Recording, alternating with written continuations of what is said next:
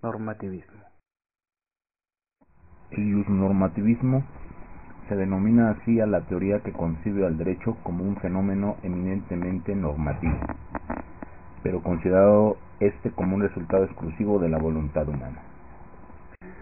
Algunos autores agotan el positivismo jurídico con esta concepción, junto con el llamado realismo o sociologismo.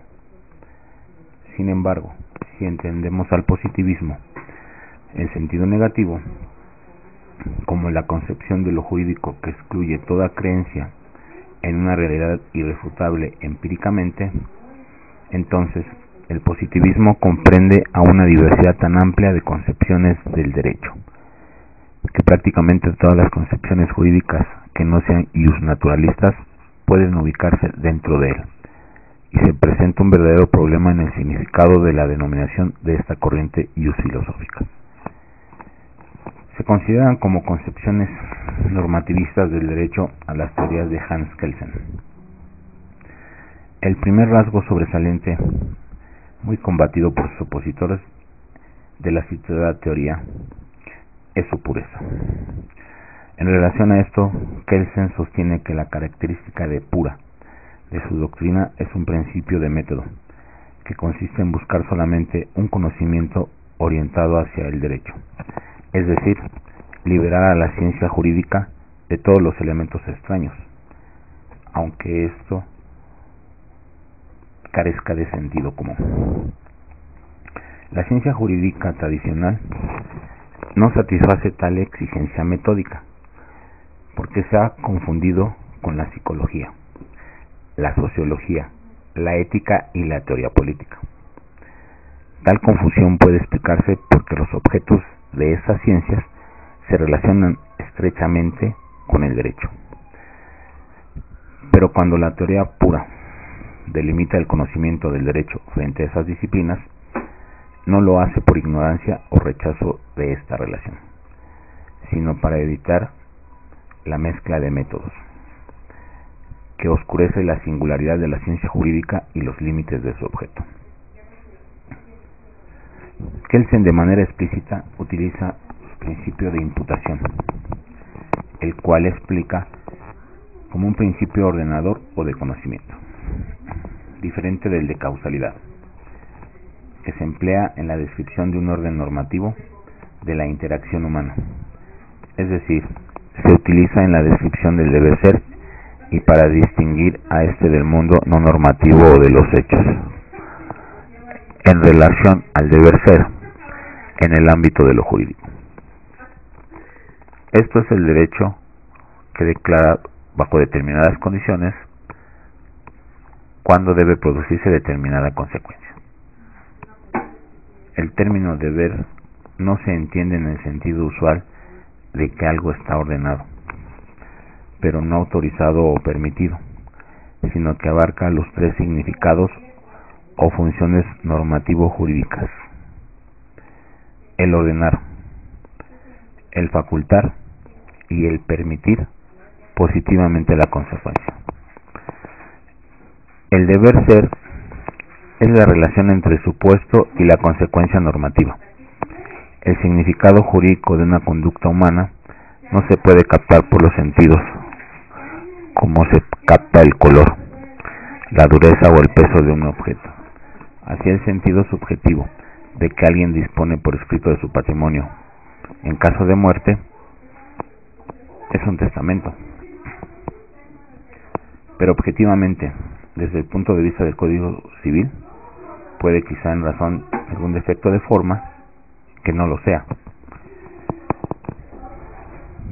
El significado jurídico objetivo de una conducta que interesa a la ciencia del derecho únicamente la proporciona la norma jurídica que regula dicha conducta, y no el significado subjetivo que suministra el que realiza dicha conducta. Lo fáctico o ser natural de un acto no es lo que hace a tal acto lícito o ilícito, sino su significado jurídico objetivo, mismo que se logra a través de una norma que lo prevé.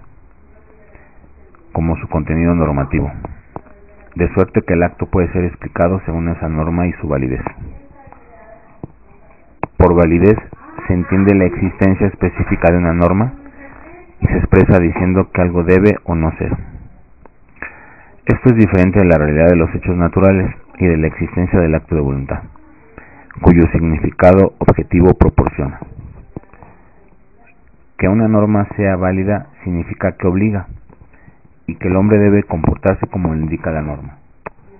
El fundamento de validez de una norma solo puede encontrarse en la validez de otra, la que es caracterizada metafóricamente como una norma superior en relación con una inferior. Los dos aspectos indicados, validez como existencia de la norma y como fundamentación adecuada en otra norma, son elementos integrantes de un concepto único de validez. Una norma es válida o existe si se fundamenta en otra. Pero si entendemos validez como la existencia de la norma, entonces su concepción se identifica como el concepto de norma y se produce una redundancia conceptual. Por otra parte, si articulamos los dos sentidos de validez, resulta que dentro del concepto de norma necesariamente se incluye su fundamento en otra norma. Esto es difícil de aceptar por las siguientes razones. El concepto de norma no puede contener siempre el fundamento en otra norma, porque existen normas positivas que se encuentran en la cima de la jerarquía y no pueden fundamentarse en otras.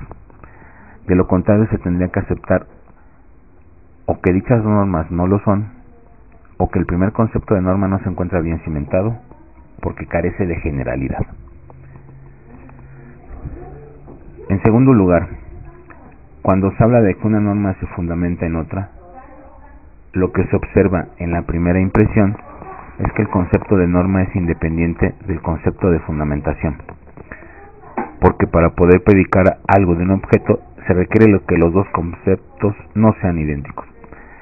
Además, si tal fundamentación es parte indispensable del concepto de norma, el principio de imputación nos permite conocer a las normas y al deber ser, que pueden ser calificados de válidos o inválidos.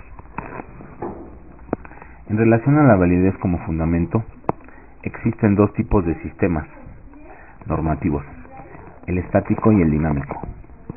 En el primero, las normas son válidas en virtud de su contenido, es decir, si su contenido puede ser subsumido en el contenido de la norma superior, como lo particular bajo lo universal.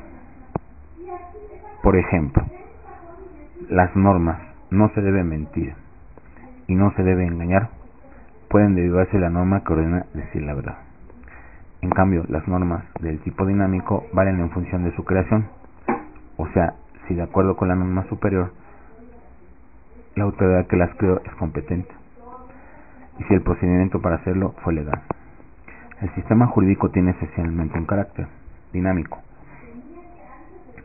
lo que significa que una norma de derecho vale, en primer lugar, porque la creó una autoridad competente, y con el procedimiento legal esto es especialmente cierto en las normas constitucionales. Pero también vale, de acuerdo al principio estático, porque su contenido es coherente con el contenido que determina la norma superior. Uno de los conceptos básicos para distinguir las normas jurídicas de otros tipos de normas es el de acto coactivo. En función de esto, determina su concepto de derecho como orden coactivo de la conducta humana, y nos dice que los actos coactivos son los que han de cumplirse aún contra la voluntad del afectado y por ellos, y, en caso necesario, recurriendo a la fuerza física. Se distinguen dos tipos de actos coactivos: las sanciones, actos estatuidos como reacción contra una acción u omisión determinada por el derecho, y actos coactivos no sanción, que se aplican sin relacionarse con determinada acción u omisión de un individuo. Por ejemplo, la internación de individuos que padecen enfermedades socialmente peligrosas o la privación de la propiedad por razones de interés público.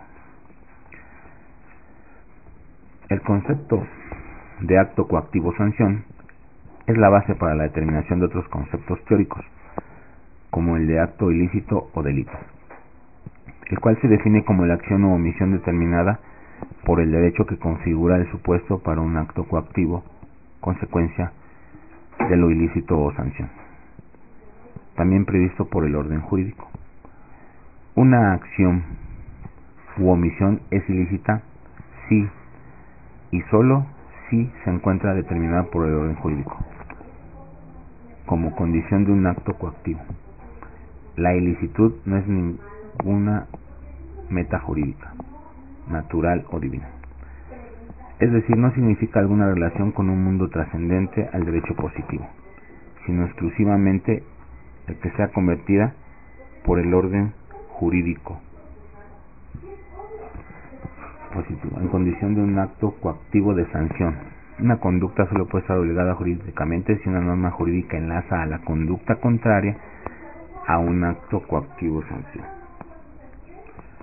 Generalmente se distingue entre norma jurídica y obligación jurídica, y se dice que una norma jurídica determina la obligación jurídica, pero la obligación de hacer algo es idéntica a la conducta ordenada en la norma jurídica. Puede comentarse en relación con esta idea que los conceptos teóricos de obligación y norma no son redundantes, porque aunque el tema conductual de una obligación es el mismo que el de la norma que la contiene, no todas las normas contienen obligaciones, aunque en última instancia se relacionen con ellas, ni cuando las contienen solo a ellas. Las normas también contienen, por ejemplo, facultades y supuestos de las obligaciones. En todo caso, en su teoría particular, se hace la diferencia de los dos conceptos: norma como esquema de explicitación conductual y obligación como aquella conducta contraria a la que se vincula jurídicamente una sanción. Otro concepto de la teoría pura, ligado estrechamente al de obligación, es el de responsabilidad jurídica. Alguien está obligado cuando la conducta contraria es condición de una sanción, pero esta sanción puede dirigirse no contra el individuo obligado, sino contra otro individuo que se encuentre en alguna relación determinada por el derecho con el primero. El sujeto contra el que se dirige la sanción es jurídicamente responsable por el ilícito. Si la sanción dirige al obligado, ésta responde de la propia ilicitud, y en este caso resulta que el obligado y el responsable son idénticos. Pero si un sujeto responde del delito cometido por otro, el obligado y el responsable no son idénticos. Se está obligado a una conducta conforme a derecho, y se es responsable de una conducta contraria a derecho. El obligado suscita o evita la sanción con su conducta, pero el sujeto únicamente responsable no puede hacerlo. En relación al deber ser, en el ámbito de lo jurídico, el mismo Kelsen nos dice que si el derecho declara que, bajo determinadas condiciones, debe producirse determinada consecuencia, el término deber no se entiende en el sentido usual de que algo está ordenado, pero no autorizado o permitido, sino que abarca los tres significados o funciones normativo-jurídicas: el ordenar, el facultar y el permitir positivamente la consecuencia. El deber ser es la relación entre el supuesto y la consecuencia normativa. Tenemos el caso del aborto. Esto es algo muy discutido, ya que el artículo 145 del Código Penal del Distrito Federal nos indica que después de 12 semanas de embarazo, el aborto es sancionado con una penalidad de 3 a 6 meses de prisión o de 100 a 300 días de servicio a la comunidad. Pero en las reformas del mencionado código dice que las mujeres con menos de 12 semanas de embarazo pueden decidir, cumpliendo ciertos requisitos, abortar sin que haya consecuencias jurídicas. Estas reformas están avaladas en el párrafo segundo del artículo 4 de la Constitución Política de los Estados Unidos Mexicanos, que a la letra dice: toda persona tiene derecho a decidir de manera libre, responsable e informada sobre el número y desplazamiento de los hijos. La temporalidad y adaptación de las normas. El trabajo legislativo respecto al divorcio, plasmado en el artículo 267 del Código Civil del Distrito Federal, consideraba 21 causales de divorcio. Hoy en día observamos que las normas son objeto de cambios para facilitar la aplicación de mejores leyes. Se anuló el adulterio el nacimiento de hijos antes de contraer matrimonio, la propuesta de prostituir al otro cónyuge, la incitación para cometer algún delito, la corrupción de los hijos, la impotencia sexual irreversible, cualquier enfermedad incurable, la separación por más de 1 año, la declaración de ausencia o presunción de muerte, las amenazas graves al cónyuge o a los hijos, el no dar alimento, el alcoholismo o la amenaza de ruina de la familia, un delito doloso, violencia intrafamiliar, el incumplimiento injustificado de una determinación judicial y también la drogadicción. Actualmente, el artículo 267 del Código Civil del Distrito Federal dice que basta que uno de los cónyuges solicite en forma unilateral el divorcio llamado encausado para que éste se lleve a cabo ante un juez de lo familiar. Dando cumplimiento con esto a lo citado en el artículo 4 de la Constitución Política de los Estados Unidos Mexicanos, que a la letra dice: el varón y la mujer son iguales ante la ley. Esta protegerá la organización y el desarrollo de la familia.